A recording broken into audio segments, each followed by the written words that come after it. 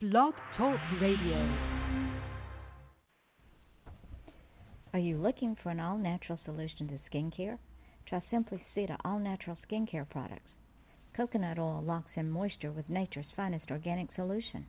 Rich with vitamin E and rejuvenating proteins, it can help with enhancing skin nourishment for wrinkles, skin damage, tissue repair, and more. Simply Seeta skincare line includes Simply Seeta coconut oil, Simply Seeta bath salts, and Simply Seeta bath gel. Get healthier-looking skin today. Order all three today for $40 at www.simplyseeta.com. And I know for a fact that it helps with diabetic edema. My husband has edema on both of his legs. He is insulin dependent, and he also has very dry skin on his feet and toes, and it has made a world of difference. You definitely want to go to www.simplyseeta.com and order her products today.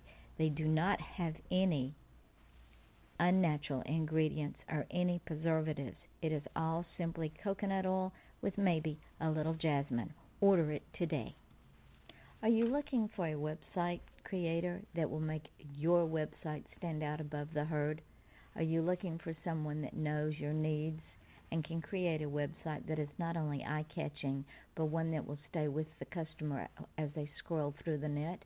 If so, contact Wellhaven and Associates. Lourdes Wellhaven has the magic touch when it comes to websites.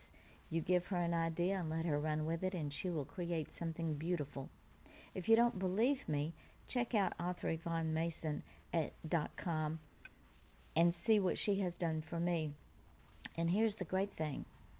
If you contact her and give her my name, she'll give you $100 off. So don't wait. Don't delay. Call today or go online and look up Wellhaven and Associates and send her an email and tell her what you need. She will get back with you promptly.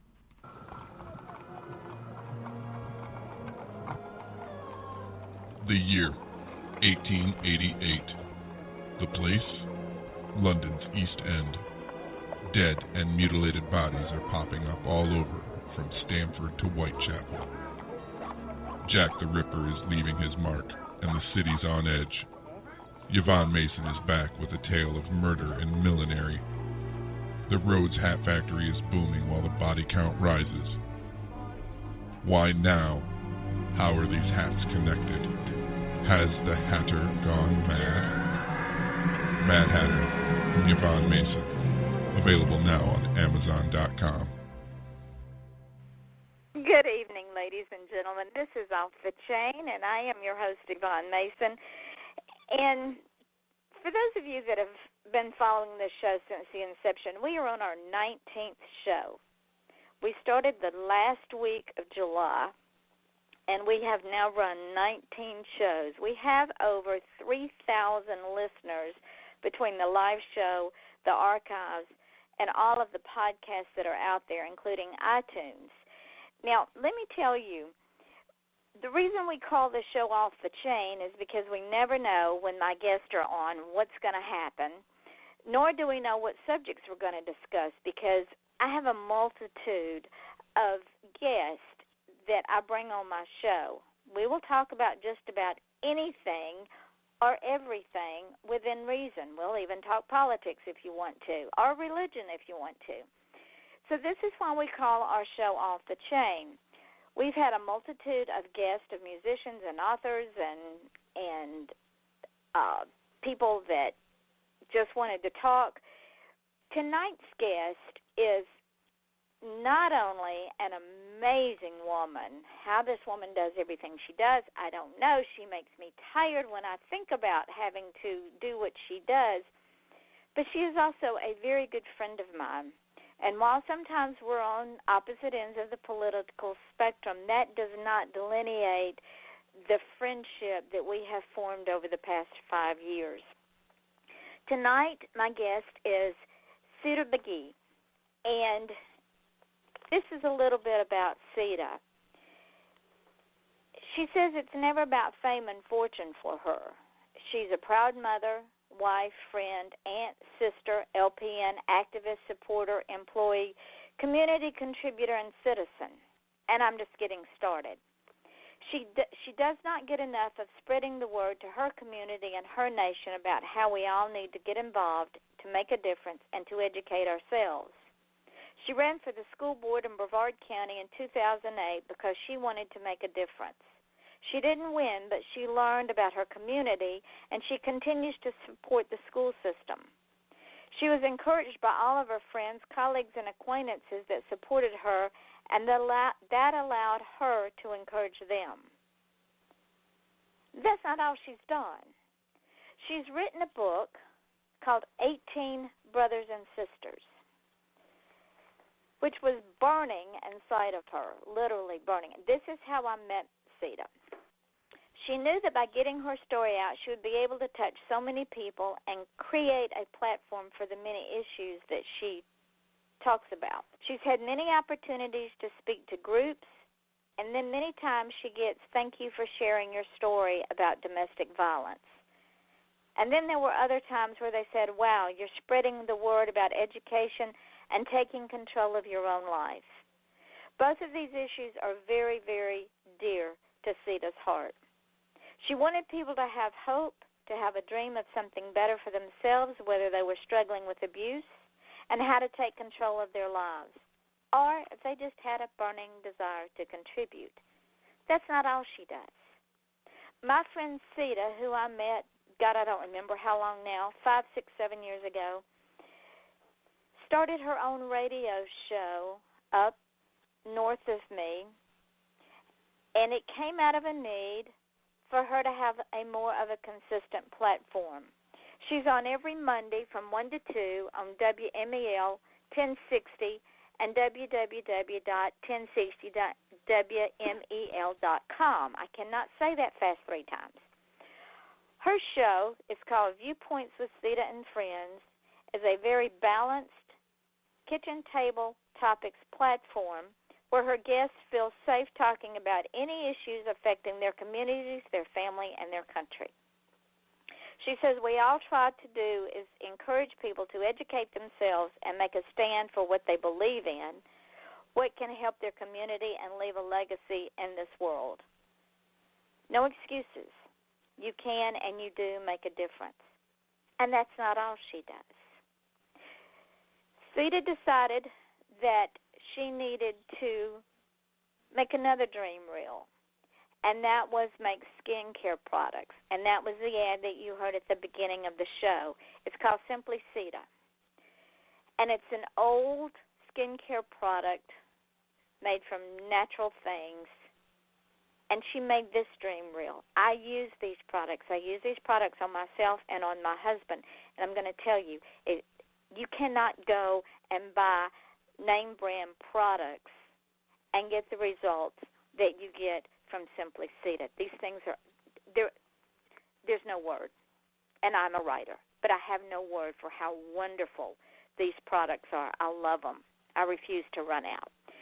So, with all of that being said, we have an hour and a half tonight to really get to know my friend Seeta McGee and for her to tell us about her journey and how she got where she is, because she's a wonderful, wonderful human being, and I love her very much. Hello, Seeta. Well, hello there, Miss Yvonne Mason, and a warm and friendly hello to all your dear listeners. I have to say, your introduction of me makes me feel great. My hands started raising. I thought, gee, I'm going to fly away soon. But it's all true. Everything so about much. you is true. You say I'm an inspiration. You are an inspiration. Well, thank you so much. I hope that in this hour and a half we can also inspire your audience and people who are going to download the show after on iTunes. And I'm really proud of you as well for having this radio show. And I love the name, Off the Chain. And it can get off the chain, I'm going to tell you.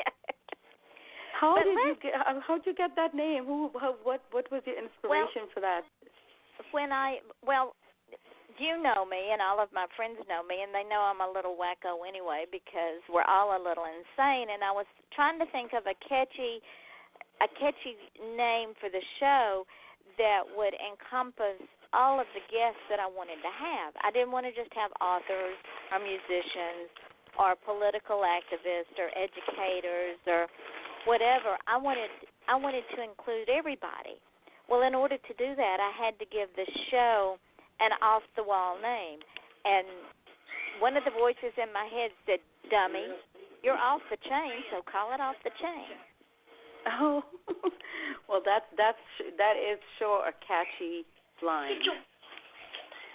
Let's talk a little bit about our history and how we met, and then I want you to tell the audience how you wound up in America, where you're from, and how you got here. First, I know we met at a book fair in Cocoa Village, right? Yeah, it was Cocoa Village. I think we were at the library. Was it the library or was it the fair thing they have? Oh, it was a weekend thing. Fair, and it was held at a library. And I remember walking in there, and everyone had their books. And I said to myself, well, I'm going to bring my book as well. And I think I was there with my editor, Pat McDonough. And, of course, when you first have a book published, you don't have that much money to book the entire table for yourself. And, so we decided to share. And we were sharing a table. And I think you were on the right side of us, and you were wearing a really lovely hat. And I said to myself, this is different. I'm going to try to get to know this lady. And I took your business card, and I took a bookmark from you, and you had all sorts of books, and they all look like mystery or murder mysteries or drama, good drama. And I said, you know what, this lady looks like she has quite an imagination. I was totally impressed. And I think it was the hat. I really do. Well, thank you, my dear. I had forgotten we had that one. I remember the one where you had first started your show, and it was you and myself and the chef from the Yellow Dog Cafe, and we were talking about your show, and we decided that I would come on your show. Yeah, well, I think we must have met another time after that as well. Because the hat was it. I was sold on the hat when I saw it, and so and it made an effect. It's a lasting impression, I have to say. Definitely. We were all there. I think we were all there to talk about our books and try to mix and mingle with other authors, and then some of us were trying to sell some of the books to the public who came in, and I think some people did sell some. Yes. Well, I know the story, but I want you to tell your story, because they're going to say, she has a strange accent. So let's go all the way back to the beginning about where your roots are. Well, I was born and raised in Trinidad and Tobago. Of course, Trinidad and Tobago is an island. We're in the Caribbean, and it's one of those places where a lot of people don't hear about Trinidad and Tobago because it's a very small island. It's actually a dot on the map. And we're very near Venezuela. And my forefathers ended up in Trinidad and Tobago with the British. In the 1800s, a lot of people immigrated from India and from Africa with the British. And my forefathers ended up there. They came from a from a state in India called Bihar. And the way the story goes is they were promised that they would go back to India after 5 years, but they never did. And so they ended up staying in Trinidad and Tobago and having their families and everything. Their life began there. And so my father and mother, of course, were of the Indian heritage, and we were born and raised. I was born and raised in a village in Trinidad and Tobago. So my dad had 7 children before he met my mom, and my mom had 4 children before she met my dad, and then together they had 7 more children. So hence the name of my book is called 18 Brothers and Sisters. And I wanted, as a young child, I saw a lot because, of course, you know, what people take for granted in the United States was a luxury for us. We lived in a small house in a village, and my mother had to cut sugar cane for a living. She also worked as a domestic servant. My dad, for a while, was a police officer, and he also cut sugar cane. But they were working people, and I have to say, you know, with so many children, they never took anything from anyone. They worked for it. They planted crops. My mom worked ironing, washing clothes, whatever she did. And at any given time, there were some children who were grown and had left the house already. So they would have like 5 or 6 or 7 at home. And I said to myself one day, I always marveled at American television and what America holds for people. Of course, we didn't have a television ourselves. In our village, there was one man that had a television, and everyone would crowd around that TV so they can watch a show. And I remember being a very young child. I must have been about 6 or 7, and I was so in love with Little House on the Prairie and, Starsky and Hutch and Wonder Woman, and I always dreamed that one day I would come to the United States. And so, of course, my journey started in a small village in Trinidad, and I'm so blessed that I was able to have the opportunity to immigrate to the United States.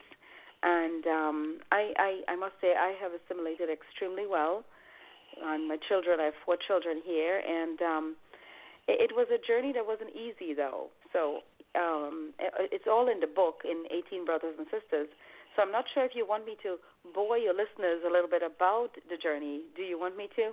Yes, because the journey, in my eyes, and as long as I've known you, the journey is part of what gave you the dreams once you got here, because your journey to America was not an easy journey either.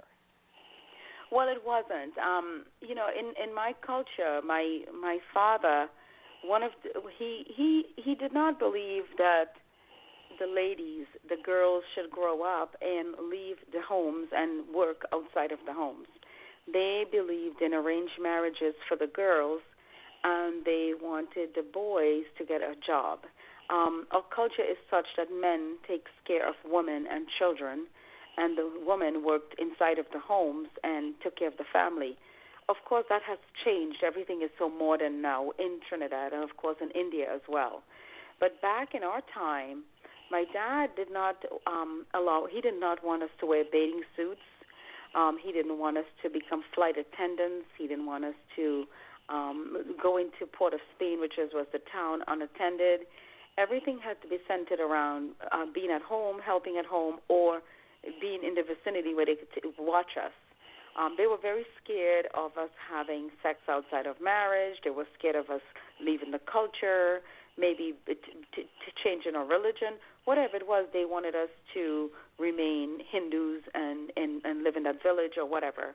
But I was a rebel, and I wanted better.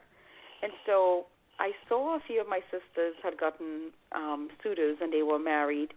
And when my turn came, my father brought home, I think I was about 18 years old. We had left that village, and we were living in a bigger one where my dad had a vision to open a store. And so he bought a very old building, and he had a small shop in the front, and all of us helped. We helped to take the groceries in, sell to the customers, whatever it was. But as much as my dad was a very ambitious man, he also got angry at little things that, in my humble opinion, he needed some anger management classes or something, because having so many children, they couldn't cope. And so him and my mother had a lot of fights over his children that he had with his first wife, and of course he detested her children that she had with her husband before him. And some of those fights would end up in violence because of money issues, financial issues, or just cultural issues, because my sisters were Muslims. Their father was Muslim, and we were Hindus. And so we had a lot of issues with that. So we moved to the shop, and I remember watching my mom. On many occasions, my father would get upset because she would say to him, well, Seeta wants to go to junior high school and she wants to go to high school. And my dad would say, well, there's no money. And then my mom would start arguing with him, and that became a big quarrel, and to where she would get hit.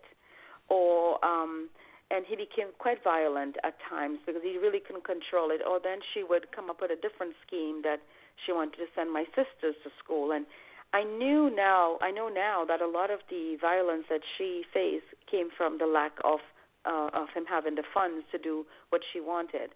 And so when I graduated from elementary school, my mother decided that she would send me to middle school and high school. And my father said he did not have the money for that. So my mom decided to walk the entire village, and she went and she knocked on the doors of people who had books and uniforms, and she asked them if they would donate shoes and socks and books, and yes, uniforms as well. And bless her heart, she took the uniforms home, and she took the band out of the pleated skirts, and she repleated it to where the sunlight would hit the part that was inside of the pleats. And she made me my first uniform to go to junior high. And she asked people for their books, and then she took brown paper and she papered them. So I was the only child, the only girl that was allowed to go to high school. And then after me, my sister Ling went, Parvati, and my sister Geeta never finished. But our boys did. We had about 5 boys out of the 18 that went to high school, and a couple went on to higher education. But I'm privileged because out of the 10 girls, I was the only one that completed high school besides my sister. And so I finished junior high, and then I went to high school. But throughout my life, I would come home, and my mother would be crying. And she would be crying because my dad was upset because there wasn't enough money in the house. And here she was sending me to school and paying for my passage with the taxi. And I watched that, and I said to myself, when I grow up, I never want to be in that situation where, number one, I'm not making my own money, and number two, I never want to be in a situation where there's violence in my home, especially from a husband. Well, little did I know, when I turned 18, my dad decided that although I'd finished high school, I still had to get married. And so he found a match. It was a gentleman who was an engineer. And I remember the day as if it was yesterday. My mother came upstairs and she said, I'm sorry, you will not be able to work, although you had finished school. We have a match for you. And I was very disappointed because I wanted my mother to go to bat for me, and I wanted her to beg and plead and tell him that I wanted to be a flight attendant, or I wanted to work in a bank, or I wanted to teach. But she couldn't because she had already given up so much of her life so that I can have a dream, and my sisters. And, she'd lost a fight at that time. So she said, no, you will have to get married. You have to set a good example for your sisters. And so that gentleman came in with his family, and they saw me, and of course, I guess they had a little food, and they talked about a wedding, and I didn't know what to say because I was not ready for marriage. I just turned 18, and so the following Sunday, he returned by himself, and he said to me, I'd like to talk to your parents. I was outside of the shop, and I said, for what? And he said, I'd like to speak with them about putting a date for our wedding. And I said, well, I'm not going to marry you. And he said, why not? I said, well, your ears are too big. I didn't know what to say. Have you ever been in that situation where you just have to say something, right? Yes. And so I chased him away. Well, I tell you, Yvonne, to be quite honest with you, when my mother came home and she found out I had chased that guy away, she was very, very upset because in her mind, he was a good match. He was an engineer. He had a job. He had a car, and I would be taken care of. And oftentimes when your daughter marries well, she lifts the head of the family, like they lift them out of poverty because they're joining a different family. Well, the next week, a fellow pulled up in our shop, and he asked if we were selling coffee. And I said, no, we don't. And he said, well, when I go to America, they'll have lots of coffee there. And I said, oh, America, you're going to be going to the States. And he said, yes, that his father was living in Tampa. And one thing led to another, and, of course, that fellow and I became friends. And that's how, we came to the United States, got married, and this is where I am. But that marriage, unfortunately, did not work out because I found out very early into the marriage that he also was in the same situation like my dad, but his anger management was more like a dry drunk, a little bit of jealousy and envy. And, when I came to America, I couldn't have any friends. I couldn't travel by myself, and I found out that very early into the marriage that I was in a bad shape, and I wanted to go back home, but I couldn't. I had no money to go back home, and I had nowhere to go because I had a child, and so I decided to stay.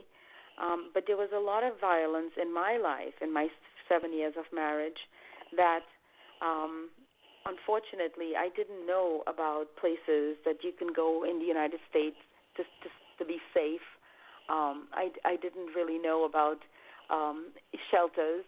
When you're here in the United States and you're from a different country, these sort of things escape you. And so for 7 years I was abused physically, mentally, emotionally, and I picked up myself one day and I decided that I was going to go to school and become a nurse, and I was going to walk away, not for myself, but for my mother.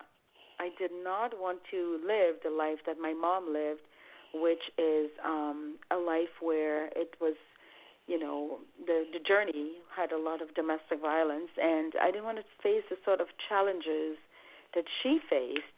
I wanted to make a difference, and I wanted to make a difference in the lives of women who stands up for themselves and says, I'm not going to be beaten and I'm not going to be violated because this is my life and I have to be my own best friend and walk away. And that's how I ended up. And that's why you are an activist for domestic violence. I am, because, there are so many women, usually, the statistic says that one woman is beaten by her husband or her partner every 16 seconds in the United States. And 1 out of 4 women will experience domestic violence in her lifetime. And I have to tell you, in our village back home, both villages, the one where I was born and the one that we later moved to, there was so much violence against the women. And it's because a lot of the men felt as though they were in control, including my own dad. And it was very sad watching that as a child. But I have to say, although my father had he was a batterer, he was also a man who people looked up to as well. He was the founder of Alcoholics Anonymous for the south of the island, and he also was a public speaker. He was very ambitious. He always worked, always taught us about business. So, there were two sides of him, and I really wish that all the islands, one day I would like to take this on the road and in Jamaica and Haiti and Trinidad and Antigua and all the Caribbean islands, and try to get anger management classes in all the schools so that all the boys and girls could have this before they hit a mature age where they have children of their own. Because we don't want to repeat the cycle. I want to break the cycle of violence, not just in the United States, but all over the world. Well, knowing you as I know you, I see you making that happen. Yeah, I think that is something that I want to do because, an estimated 1.3 million women are victims of physical assault, either by an intimate partner or someone that they trust, you know. And more than we know die because of that domestic violence or permanently damaged. It's usually somebody you know, and it's usually a lot of domestic violence, of course, is also cultural as well. But I've come to since realize that it's all about control and power. And if you could take that away from the abuser, then you break that cycle, whether it's a man or a woman. And one of the ways to empower women so that they're not abused is to make sure that we have a comprehensive sex education at an appropriate age as well as an academic education.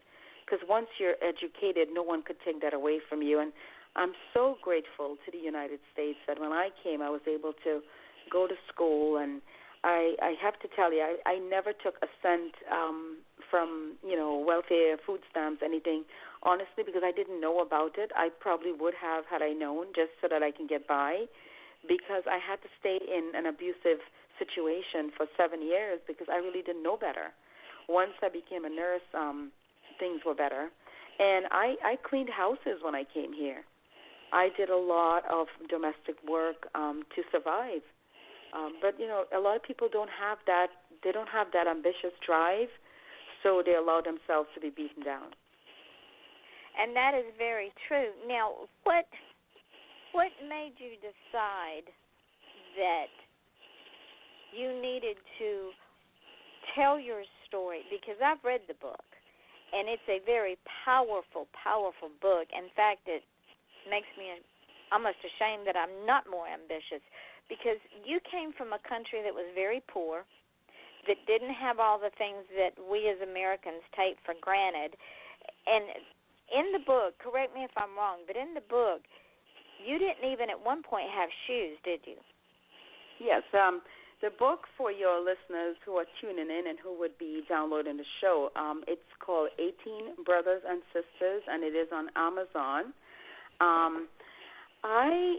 There was a time when my brother Mike and I were going to elementary school. We went to Brothers Presbyterian School, which was the school that most of the kids in our village attended. We used to walk to school actually bare feet, and we didn't have socks or shoes. I think I didn't get my first pair of shoes until I was 12 years old, and it never stopped us. Sometimes I listen to people here in the United States that that talk about their children's buses if there's no air conditioning in it, or they talk about not having a classroom that's not large enough. And I remember myself walking 2 miles to get to school in the hot sun or sometimes in the rain and back, and being so excited just to have a school to attend. And, we attended at elementary school until 5th grade, and then we wrote an exam and went to middle school and then to high school. But socks and shoes and dishes and a lot of things that people take for granted we didn't have. My mom was very resourceful, and she knew how to take us in the mornings to a spring so that we could collect water. She taught us how to plant peas and corn and how to use the coconut branches to make leaves. Our house was made out of what you call leaves, carrot leaves, and some of the walls inside was made with mud. But my mother was very clean, and so we kept our place very clean and tidy, and it was poverty. But, when you're poor, you don't really know that you're poor. What it does, poverty makes you stronger. And so we formed a bond, my sisters and brothers and I. And, of course, my mother had a very difficult time with the children, with my father's kids. And, of course, there was a lot of animosity and conflicts all the time. Honestly, sometimes I look back and I don't even think it was me that was in the midst of all these children and families and moving back and forth. I really don't even know how I escaped it. So, of course, I am an advocate for birth control as well. That is true. You are, very much so, and that is very commendable, because it's like you say, when you have with everything that we have out there to take care of birth control, not including abortion, but all of the different things that are offered, there's no reason to have so many children that you're struggling to take care of them. Well, I remember days when my father and mother would have a fight, and unfortunately, a lot of times my mother didn't have a vehicle, so we would have to, call a cab or get a driver, one of the neighbors, to give us a lift to my grandmother's house. And bless her loving heart, she was not a wealthy woman, but she embraced us with open arms. And many times we would have to put our stuff in a pillowcase, and my mother would have to take my sisters and brothers and I, at any given time, 6 of us or 7 of us, because the older ones had already their own homes, and we would show up at my grandmother's house. It was our place of refuge. It was our shelter, and she would make some rice and give us some food, but the next day she would have to be honest with my mom and say, listen, I can't feed all these children. You have to go back. And so my mom would have to go back into the same situation that she left, because, number one, she didn't have any money, and number two, we had nowhere to go. And many times she would return to our home and knock on the door and beg my father to take us all back in. And this cycle will continue, and it continued for quite a while. But we really didn't have anywhere to go. So, what do you do here in the United States? It's great that we have, legislation that protects women, and we have places like the Salvation Army, United Way, and different shelters that offers people a place that they can be safe with their children. But and it's just one of those things where once you live it, you want to make sure that you can make a difference through your experience, through your life experience. And also 25 to 45% of women are battered during pregnancy as well, That's as true. was many people in our family.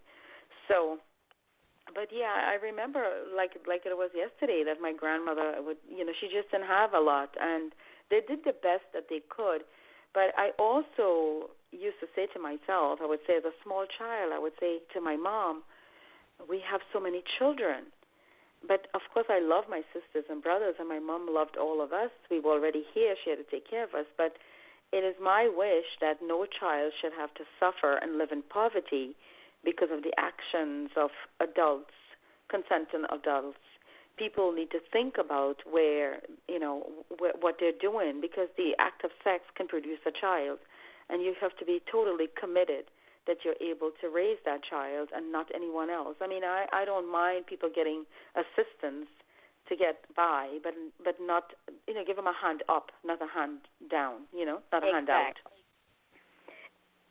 So So my personal experience and watching my mom face so much challenges in my upbringing, and the struggle that we all had to go through, is why I wrote the book, because I wanted people to see that sometimes you might think that you're down and out in your luck and your life is so terrible, but when you hear the stories of people like us, then it lifts you up and it makes you feel like, wait a minute, she is her own best friend, and she is taking her life experience to make a difference. Because trust me, there's still many Seeta Begees left in India and Indonesia and all over the world that can't speak, and so sometimes we have to be their voice. So I think you're I hope my book absolutely is right. voice. And so your life experiences that led you on that long and arduous and sometimes painful journey, is that what helped you grow and be able to become so successful and making your dreams come true? Did that drive you to be better? Yes. Well, you know what? I always wanted to make my mother proud of me. Witnessing the life that she had and watching her struggle with so many children from morning till night, she would be washing, she would be cooking. I mean, she hardly got any rest, bless her soul, but she always put us first and tried to lift our self-esteem. And she believed in faith a lot. She prayed a lot. And I always said to myself that the first dollar that I make, I want to give it to my mom. So my entire life has been about making my mother proud of me, and my father as well, but more so she than he, because I always felt like I wanted her to have a life that I didn't, that in her older life that she didn't have when she was younger. And so when I started working, every single paycheck I got, I set aside some money for my mother. When I cleaned somebody's house, I would put aside $5 for her. And up to today, I still do that because I feel like now that she's 80 years old and she has dementia, I feel like it's our responsibility to take care of her. And not all my sisters and brothers are in the same position to help. But I have to say the driving force for me to come to America and put up with all the violence that I had against myself from my first marriage, as well as go to school and raise 4 successful children and write the book and be able to do public speaking, all of that comes from a driving force of my mother's beautiful face and what she didn't have in life. So it's always been about making her proud of me and giving her some material things that she never had in her life. A simple thing like a brand new pair of shoes or a store-bought dress or some perfume or things like that she didn't have. And so I always wanted to have enough money that I could give her these things. I mean, I love my children, don't get me wrong, but my ambition in life has always been my mom. Because you wanted to honor her and she motivated in some me. way. Yeah, she was my motivating force, yes. And in some way pay back the and it's not really a debt, but the sacrifice that your mom made, because she literally went against your father when she put you in school. Oh yes, and I know my brother Anand sometimes he says, she lived her life through you, because I was the one who chose to cut my hair. Back in the day, the Indian girls didn't cut their hair in the villages, and I was 13 years old and I cut my hair. And I got a good whipping for it. She gave me a good belt or two. But then she took me to the hairdresser to have it styled. And so, of course, she paid the price for that because my dad turned around and, he was not very happy. She paid the price for that. And then, then I wanted to come to the United States. And she begged for me to come. And so it's just I think in some ways she paid a heavy price for me venturing out of the culture and being the rebel, because remember we had 10 girls and 7 boys and nobody dreamed like I did. I wanted to come to America so bad and I wanted to make a difference, and I always thought that the only place in the world where you can get ahead is the United States. This is the only country that offers you the opportunity to become something. And you don't have to have a PhD and a master's. You just have to have ambition and drive. And everyone is there to help you. And I've found that to be so true. But just everyday, ordinary people just are so happy for you when you try to make a difference, Exactly. And this is what a lot of people don't get, that because Americans have had it so good for so long that they have forgotten that people that do come to this country from other countries like Trinidad and Tobago, they are grateful for the opportunity that Americans take for granted. Well, we add value as well. Immigrants do add value to this country because, when you come here, a lot of us come from backgrounds where we had to be very compassionate. And yes, we came looking to better our lives, but in the process of bettering our lives, we also help this nation, pay taxes, go to school, have our children here, whatever. But for the most part, we bring culture as well. We bring ourselves, and we detach emotionally from where we were born, and we adopt this lifestyle. So people who see immigrants, they should think that immigrants add value. And for the ones that don't, they should not. You've added so much value to my life, Seeta. You have inspired me in ways that I cannot explain because I watch you, and you are very compassionate. You're very loving. You're very giving, and you're very open. Well, I think if you have a talent, gift, I think if you have a talent, gift, or ability, and you can use that for the betterment of humanity, you need to do it. And again, that comes from my mom. Every time my mom would have a hard day, she would stand up, put her palms together, and she would pray. Of course, we were Hindus, but she would pray to everybody. She prayed to Jesus. She prayed to, Lord Krishna. She prayed everybody. Anywhere she went, because she believed that God listened and He heard her prayers. And so I saw that as a child, and I practiced that myself.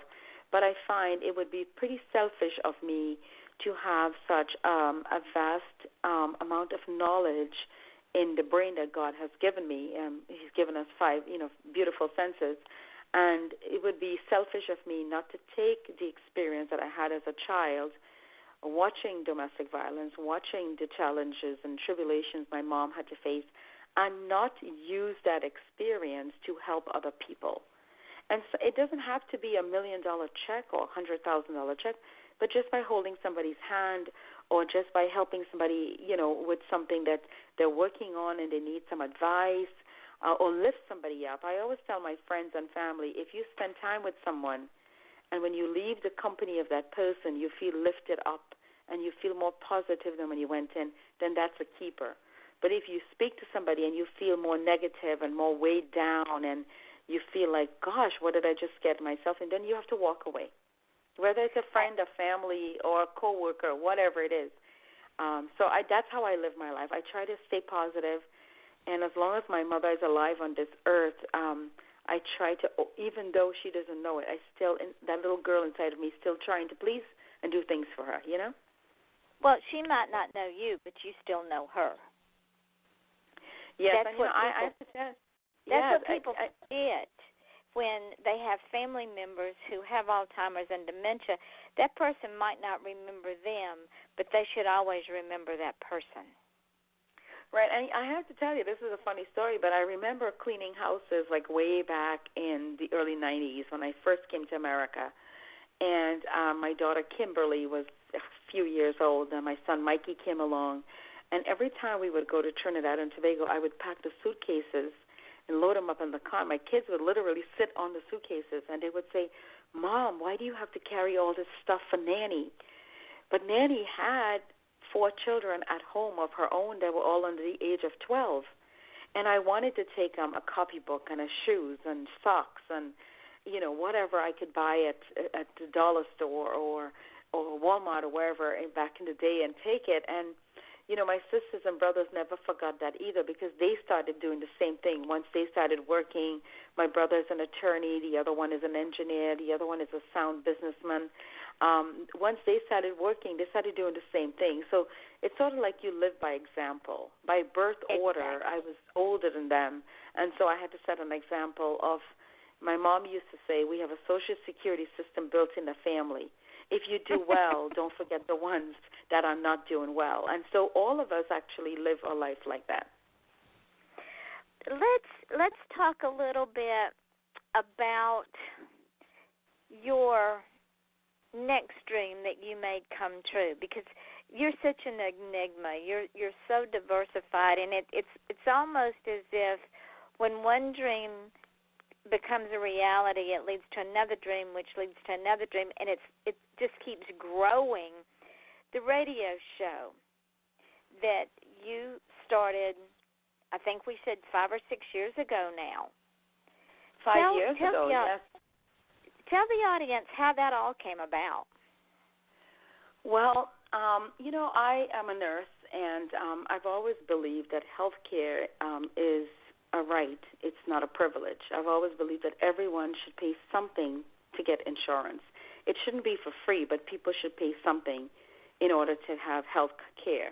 or they should be careful. They should be, we should also encourage people to get an education about preventative health as well. And so a friend of mine had a show on WMEL, and I went on her show to talk about the pros and cons of the Obamacare, also ACA. And I had mentioned to my friend that although my husband is a practicing physician, and he's an emergency room physician, my husband that I'm married to now, Dr. Begee, 26 years, that we were paying about $1,400 to $1,500 a month for health insurance. And even though he had his own practice, we were still paying that much. And so I said, well, what made it worse was if you have a pre-existing condition, it's more. And so once we all started about Obamacare and the ACA, I said to myself, well, geez, this is a good idea that you can't be denied health insurance coverage if you have a pre-existing condition, because that, again, like my entire life, that was an experience that I had seen and felt and I paid on my checkbook for. And so I liked that about it. And I also like the fact that my daughter could stay on her insurance while she's in law school. And so I figured, well, I'll talk about the pros and the cons. And so I gave my own experience of high premium, keeping my child on insurance. And, of course, I wanted a public option, which we didn't get, but that's okay. It's fine. So after I got off the air, it was said to me that a lot of people had enjoyed the show because of my personal experience and my knowledge of the insurance industry and all that. And so I jokingly said, well, maybe I ought to have my own show. And sure enough, the owner of the station took me up on that and said, well, let's start with a half an hour. And so I decided to call it Viewpoint with Seeta and Friends. And very soon the half an hour was not enough. We needed more time. So we went to an hour. And, of course, I do that show while working full-time as an LPN in a nursing facility, and I was also managing my husband's very busy practice, which some days he would see up to 60 to 70 patients. So I was managing the practice on the days I was off from the nursing home, which was Mondays and Fridays, and I was doing the show on Mondays for an hour and working full-time, and I just published a book. To be quite honest, I'm not sure how I did it, but I have a great husband, and he's very supportive. So anything is possible if you put your mind to it. And that's how the radio show was born. And you had some very diverse guests on your show. By the way, listening audience, if you want to call and ask Seeta a question, the call-in number is 516-387-1756. So call her and ask her a question. We love questions on this show. Let the audience know about the diversity that you have on this show. I mean, it is a very, very diverse talk show. It is. Well, you know what I try to do? I try to have someone on every Monday. The show is divided into two segments, and because I work, I really don't have the time to solicit funds to get people to pay for the show and sponsor all the shows. Now, I have sponsors who will pay for the nonprofits, like if I want to have United Way or the Brevard School Foundations or maybe Domestic Violence Shelter, come on, I have people that would pay for those shows. But what I've done, I've given businesses, authors, people who want to sell a product, people who want to talk about directing a film or running for office, I've given them an opportunity to buy a segment, which is 23 minutes, and they can come on the show, and then we have an interview-type show. So, for example, I was in Chicago in June, and out of everybody in the O'Hare Airport, I had to talk to this wonderful girl who turned out to be from Ireland, and her brother was just here in the States. He had just picked up an award for a documentary he had just done about a horse that nobody had believed in, but the owners did. And so I said to myself, "Whoa, that would be nice if you could call into my show." And sure enough, he did. He called on the show and he talked about that his documentary, and he talked about the horse, and it was wonderful. And then, of course, sometimes I've had a show about someone who's running for office. Another time I've had a gynecologist comes on to talk about women's health. And so I do shows with people who are doing like a mental health walk, because I believe that we all should be spending some time talking about mental health. And so, yeah, it is a variety, but it's a good variety because people like the show, and we get about 2,000 to 3,000 downloads. And for your audience, that's AM 1060 WMEL. We've had people who are running for judges that come on, and I try to keep the show very fair and balanced because I let people know right off the bat I do believe in people being responsible for themselves and their families. I believe in personal responsibility, and I start all my shows off, it's about an education, it's about entertaining people, but it's also giving out valuable information, whether you want to vote or buy a book or start a business.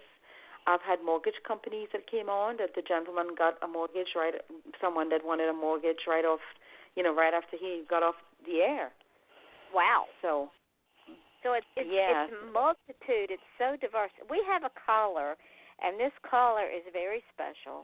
She called in the beginning of the show, and she had to go check on her little sugar gliders, but she's back. And she's been wanting to tell you something for a long time. And I think you know who I'm talking about.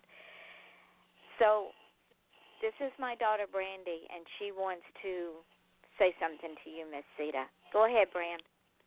Hey, Miss Seeta, how are you? Well, hello, Brandy. Finally we get to talk. I know I've heard so much about you, and I feel like I know you and Ramona very well. Oh, she is very, very special. Very special. And thank you so much for doing that show with my mom, inviting her to your show to talk about Ramonda. Of course, I cried. Yes. I totally understand. You have a wonderful mom, and thank you all for sharing your story on my show as well and bringing awareness to all of us about bullying and what we can do to make the life of a child or anyone else better. Exactly. My oldest daughter is against bullying. She is actually joining the Army in the next 2 years. So I'll have another daughter gone. They grow up quick. They sure do. My youngest one is at the University of Virginia Law School. She's graduating next year, and she already has a job in Orlando. And when she left, I felt like my heart left because she was the youngest one. Her name is Jasmine. And, of course, my oldest one, Kimberly, lives locally with her daughter, Madison. She has a business here in the Merritt Square Mall. But it's nice that they can be independent and they can find their wings and fly. But it is bittersweet for us, the moms. But I admire your mom for all she's doing for her husband and for you and her grandchildren. Boy, when people get married and they say they're married in sickness or in health, your mother literally took that to heart. She's listened. Exactly. I love my Papa Jack.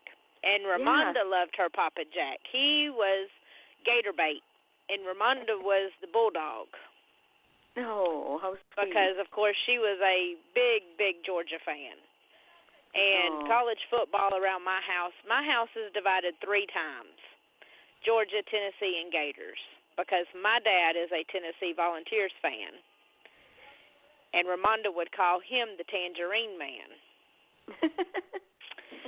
So you can imagine college football around my house when college football started. She called Papa Jack, and I never will forget this. We were living on the chicken farm, and Ramonda called Jack, and we had beat the Gators. And she called Papa, and she says, Papa, what happened to them Gators? Did the dogs want some gator tail tonight? He says, Ramonda, I'm coming to burn the chicken houses down. She says, it's okay, we don't own them. Oh, my goodness. Well, it sounds like she was quite a character. Oh, yes, she was. She was a pickle. And my oldest daughter, Brittany, she'll be 18 in February. She is my Army soldier, and she is a staff sergeant now in the 11th grade.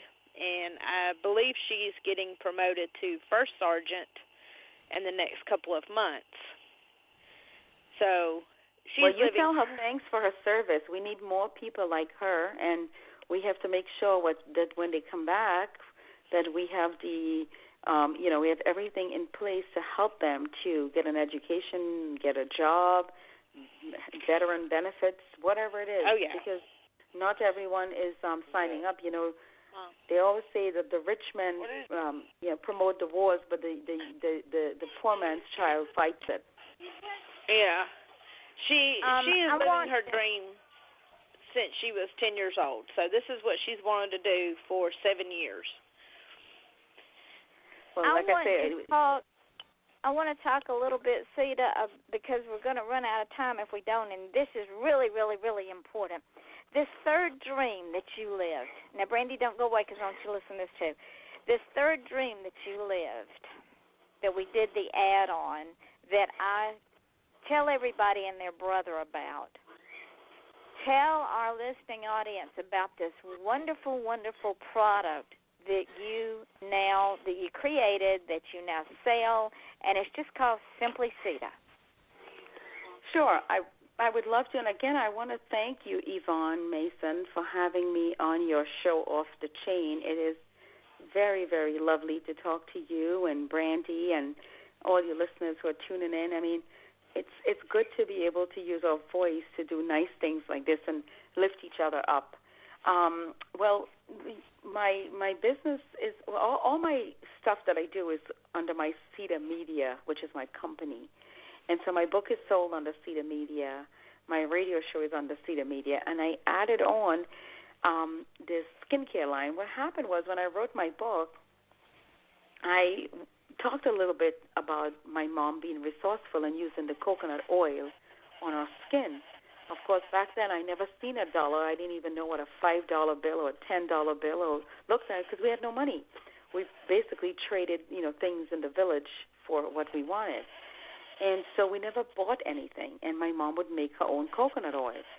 And she talked about that coconut, and drilled it into us that the coconut was something that we had to respect, because she would tell us that you could drink the water from the coconut, you could eat the jelly, you could use the husk to make a bowl, you could use the fiber to make mattresses, or you could make a pillow from it, and you use the leaves from the coconut branch to make a broom. Most important, she made coconut oil. And we, as children, we detested the coconut oil. We always wanted what other people had, which was, something in a jar that was bought in a store that was probably from the West, And when I wrote my book, I'd mentioned the coconut oil. And one day I said to myself, I should develop a product that's coconut oil-based, because working in the nursing homes and seeing a lot of my friends who are elderly, and even my own children and I, we have eczema. And we have to see the doctor a lot, and we have to get creams for our skin and whatnot, prescriptions. And I found that my mother, at the age of 80, she has beautiful skin. Her sisters did. Her mom did. Our entire village, I never heard of anybody seeing a dermatologist. And so I realized to myself that there's something to natural coconut oil that a lot of us don't know about. So I went to a lab, and I hired a chemist, and it took us quite some time, because my original idea didn't work out, because they wanted, about $7,000 to $8,000 up front to develop the product, get the labels, put it in a bottle, and all that. And I frankly didn't have the money 8 years ago, because my daughter was still at the University of Florida.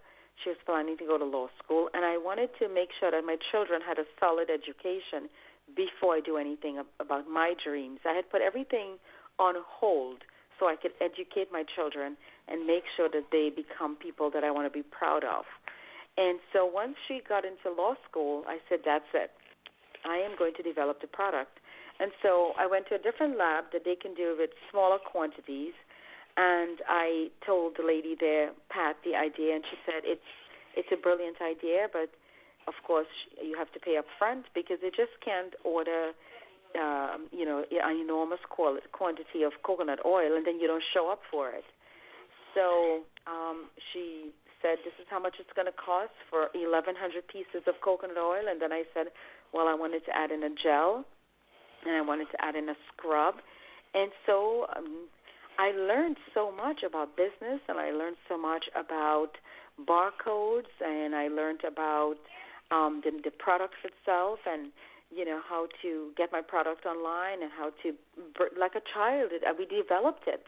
And it took about a year and a half, but we now have the Simply Seeta coconut oil, the Simply Seeta gel, and the Simply Seeta scrub, and they're all available on simplyseeta.com. But again, I'm also paying respect to my mother by doing it, because it was something that she used on us, and it was something that she was, again, right about. So that's how my oil came about. Well, let me tell you, I have all three products, and I am using the scrub.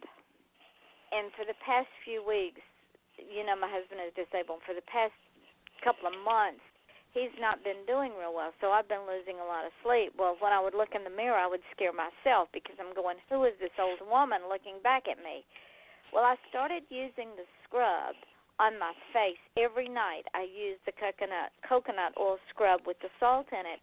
And I'm going to tell you, Seeta, it works. It has restored. Thank you. Yeah, it's wonderful. Not only does the oil help my husband's legs, but the scrub and the body wash, it's fantastic. As I get older, I'm beginning to develop dry skin too, especially in this environment we live in. But I started using the scrub on my face, and it added the moisture back into my face. Plus, it acts like a loofah and gets rid of all the dead skin cells, which, as you know, helps create the lines in the old age-looking face that I didn't need. Not only that, but I see a difference along my neckline and under my eyes. So I'm sold. Well, one of the nice things about the product is it's priced right so that just about anyone can afford it. And also, I try to tell my friends that it is, because it's natural, you won't have to worry about any kind of preservatives in there. Exactly. And it doesn't, it's not harsh. Not at all. And it nourishes your skin while enriching it as well. And it does make your skin feel nice and soft. But, the coconut oil itself is something that they've used in all cultures, if you look like in India, in Indonesia, all the combination, they've always used from generations. It's just that here a lot of people here don't know about it. And even myself, I try to get away from it when I came to the United States. And it's amazing that, again, I went back to my childhood to use this product that my mother had told us about, that we had just chucked aside because we figured, well, it was something that we used when we were children, and we don't want to use that now. But I tell you, I have a lot of people who are calling and telling me that it is very good for their dry skin. It's very good. And a lot of them are applying it right after their bath, which makes a difference, Yeah, it just soaks right in. I've never seen anything like it, and I've used a lot of different products in my lifetime. And this stuff is amazing. I think I told you earlier, my husband has to go to a podiatrist because he is insulin-dependent diabetic, and I refuse to take care of his feet. I want the podiatrist to do that. But I watch his feet like a hawk. And he had given him this expensive cream for his toenails. Well, it wasn't doing that big of a job, but when I started putting the coconut oil on his toes and on his toenails, it brought life back into his toenails. I couldn't believe it. They're nice and smooth and healthy looking. Well, you know what? Even back home in our village, where I remember that my mom was so resourceful, not just with the coconut oil, but they were the type of people that it was like trial and error. If you had a fever, they would boil something called like a fever grass, and you drank that as a tea, and believe you me, your fever passed. Or if you had measles, they knew which leaves to put on your skin. So, you know, it's almost like it's a remedy that they use, and it's important that a lot of us who use it now realize that, hey, you know, this is something that was handed down. We just didn't use it before. So I'm very grateful that I have this experience that I could take this natural coconut oil and put it into this gel and scrub and oil and let my friends experience the same feeling that we had as children. And now as an adult, it's a very nice way of honoring my mother as well, and seeing it come on the market and talk about her, and that it's something that really works. And I always say to my husband, even if we're renting a house for someone, I always say I want that house to be the way I would want it if I'm renting from you. I want nice tiles, a nice door, and a nice bedroom, a nice window. You know, so I feel the same about the product, that I would not have it on the shelf for someone if I'm not going to use it myself. You know what I mean? Exactly. Well, I tell you what, I'm sold. And well, thank you. You're wonderful, and I have to tell you, you lifted my spirits when you bought some and you used it and you liked it. I've told everybody I'm giving it for Christmas presents this year because, number one, it is putting money back into my community. Number two, the product is fantastic. It's reasonable. Number three, it is helping a small business person succeed. And you know me and paying it forward. And yes. I really think that it needs to be in nursing homes and hospitals.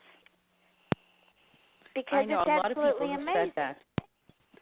Well, you know, the thing is there's so much regulations with the nursing homes and the hospitals that you have to be so careful. But my next goal is to try to get it into stores, maybe Walgreens, CVS, and to talk to my friends in the nursing facilities about the quantity and the qualities, and you know how much we can sell to them, and how they can use it for their residents. If they can't use it for their residents, maybe the staff could use it as gifts. But my goal is to expand on it and come up with maybe a Simply Seeta deodorant later on. Different things, but add on. And the nicest thing about these products, Yvonne, is they're made in America. You know, exactly. we want people to invest, take their knowledge, their power, their gifts, their talents, whatever it is, and invest it right here in the United States instead of going out. Because yes, it'll bring more jobs, and it does inspire the younger generation. Like so many people come up to me and say, "Man, I have a dream for something, but I just can't do it." And I say to them, "Well, you know, the longest journey begins with a simple step. You have to start because life is not getting any shorter, and when you leave this planet, what you leave behind is your good name and your legacy." And with me having 4 children and 3 grandchildren, I want my grandchildren to say, wow, when I leave this earth, they'll say, wow, look, that lady really was something. But my grandchild, Madison, told me she wants to find a cure for Ebola and the Zika virus. So they're thinking big, like they can help the whole world.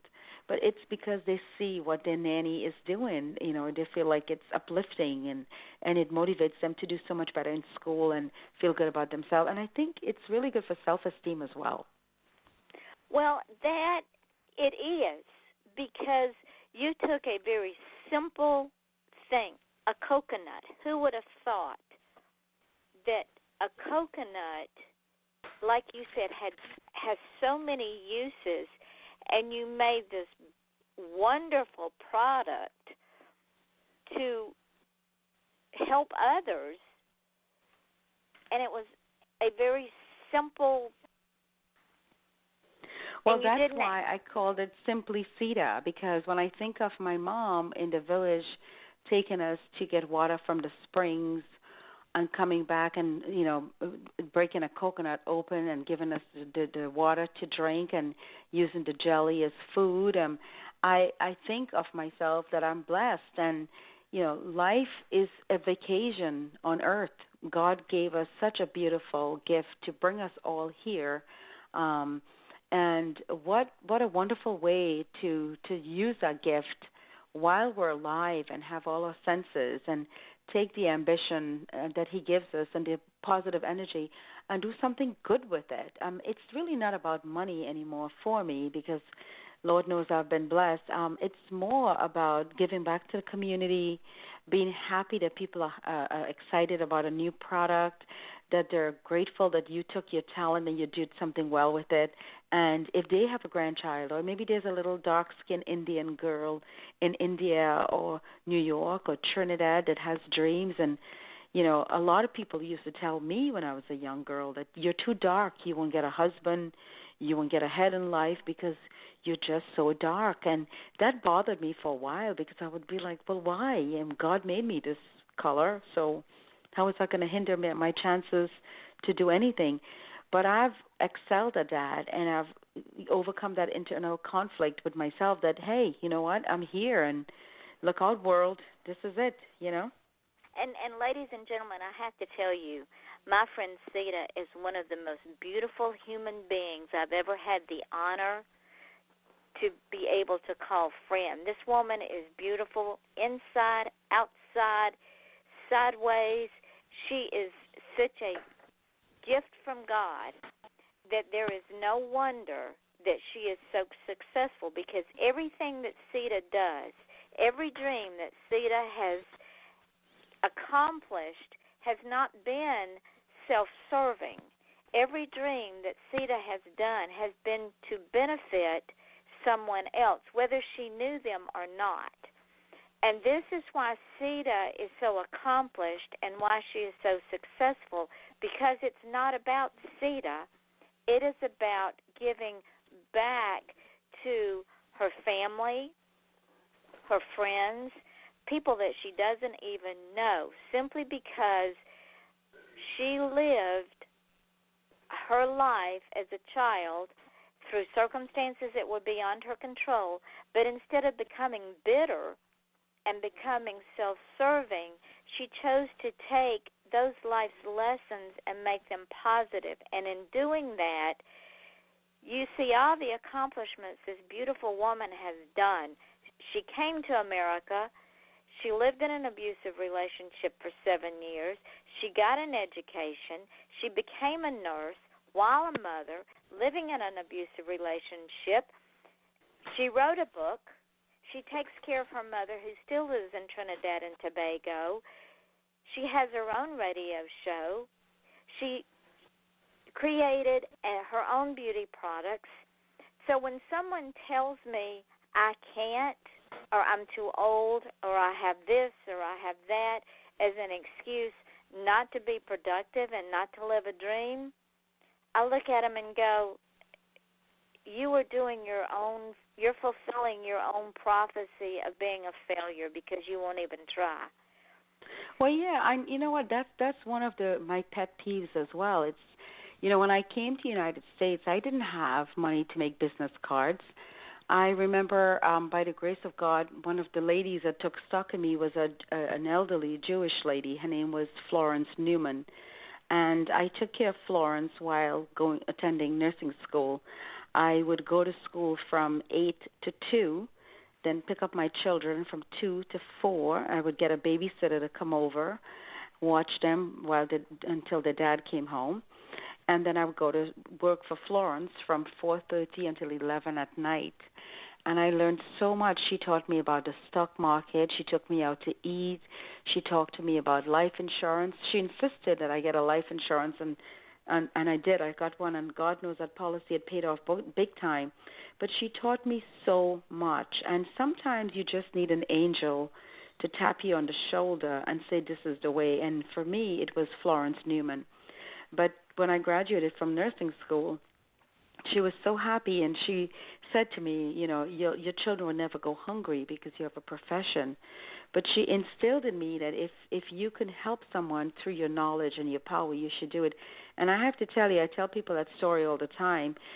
Even my daughter Jasmine, she says, "Mom, I can't believe you have a couple of life insurance policies and they're worth so much." I said, "Well, thank Florence Newman. She believed that if you're making money, instead of buying a cup of Starbucks coffee, put aside that money until you can afford it. If you can afford it, you buy your coffee." But she always gave me that, she used that line. She would say, "You save your money, you get a good health insurance, a good life insurance, and you take care of your family." And I'll never forget that because so many people have knowledge and they don't share it. And, she was one of those people that was my angel at that time. And I always tell my children, she would give my children $1 or $2 when she sees them. But back in the day, that meant so much to the kids because they didn't have a grandmother here. And I also have to say she was a big part of my life and telling me that, you can do anything you want. You just have to believe in yourself. And so that was one lady that I tell you I'll never forget. And she was friends, by the way, with Tom Brokaw from NBC News. I didn't know from Adam who Tom Brokaw was. I just realized later on. She would say to me, "Oh, I lived in an apartment overlooking Central Park," and she was one of the presidents of the Izod company that makes the Izod shirts. And I would say, "Well, who's Tom Brokaw and what is Central Park?" And then she would tell me about New York and her life in New York and how she went to school and did so well. And so I was in good company when I was 19 years old here in the United States. I learned so much. We've got about 5 minutes left. Take about 3 of those minutes and leave. I always ask my guests to leave some advice for our listeners, some life lessons advice, some things that they can carry with them on a positive note from this show. Well, I think, you know what, we're all here on a journey, on this journey called life, and we were chosen to be on this earth for a reason. And the time that we're here, we should use that time to learn to forgive. The past should help shape our future, but it should not hinder with our future. If something happened, the only person you hurt when you carry around harsh feelings or negative feelings is yourself. Whether it's an ex-husband, a coworker, a neighbor, whatever it is, it's done. Let it go. Move forward. Think positive. Every day that you wake up is a good day. Every day that you could see the sun, you have sight, you can hear the birds, you have your hearing. It's beautiful because someone is in worse shape than you are. And so you have to always believe in yourself, believe that if you think something is possible, find the right people. Surround yourself with people that lift you up, that give you those positive feelings, so that you could go out and do it. And I know that I have to be very careful at times, too, because I tend to be vocal with politics or about birth control or whatever it is. But I've also had to say to myself, tone it down. You have to know your audience and you have to know where you are. So my advice to people is to be your own best friend. Always have faith. I know there's a lot of people that don't believe in God, but I do. I believe there's a reason why we're here. If you hurt somebody's feelings, don't be afraid to say, "I'm sorry." And if you are blessed to have a husband, remember it's not what we say to them, it's how we say it. I'm very blessed to have a good husband and have 4 awesome children and grandchildren, 18 awesome siblings. Of course, we lost about 3 now. And I'm grateful that my mother and father, though having all the trials and tribulations of sheer poverty, that they brought all of us into this world because we each make a difference in our own way. So I would just say thank God that you're here and you're alive, and do the best you can, no matter what it is. You can make your life a different life by just changing the course of your thinking. I think if you think positive, positive things happen. And so maybe you can't go to a restaurant or you can't go on a vacation, but you can certainly have a picnic in your living room. You can certainly buy a chicken and split it 4 ways like I used to do. I mean, you can find ways to use your own yard. You can use the public libraries. You can go to the beaches. America is so beautiful, and it has so much to offer. There should be nobody in this country complaining. I mean, what we've done with this beautiful place. I mean, you don't need money you need money to survive, but you can have a vacation right in a public park. You know, people don't even go to the libraries anymore. They don't enjoy the beautiful beaches. It's not about how much money you have in your wallet. It's about your thinking. It's how much what a positive attitude you can have. Because the attitude is everything, I think. Well, give everybody where you can be found, your websites and everything. The website is Seeta Media Inc., and that is for my radio show, and it also gives you a link to the products. For the products, it's simply Seeta.com. And if you want to get the book, it's called 18 Brothers and Sisters, and it's on Amazon.com. I have to tell you, Yvonne, a lot of people have told me that 18 Brothers and Sisters should be a movie. So one of these days, you never know, I might meet a movie producer or director that says, let me write this book about a family that moved from India with the British, survived the Muslim Hindu. With you, I would not doubt it a bit.